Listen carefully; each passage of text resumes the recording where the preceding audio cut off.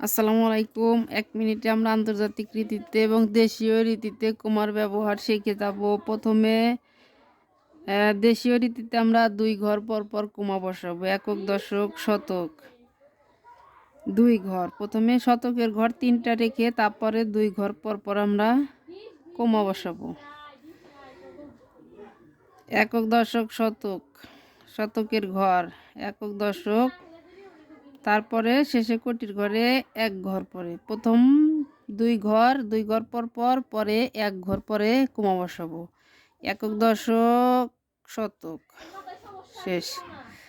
আর যখন আমরা আন্তর্জাতিক রীতিতে থাকব তখন হলো একক, দশক, শতক। শতকের ঘর ৩টা ঠিক থাকবে। তখন আমরা আন্তর্জাতিকের ক্ষেত্রে আমাদের একক, দশক, শতক ৩ ঘর, তারপরে হাজারের ঘরে ৩ ঘর। এখানে আর যেহেতু নেই তাহলে এই ৩ ঘর পরেই কমা হবে। একক, দশক, শতক এখানে ৩ ঘর। একক, দশক, শতক। একক, দশক, শতক এখানে ৩ ঘর না থাকলেও আমাদের ৩ ঘরের ২ ঘরের মাঝখানেই দিতে হবে।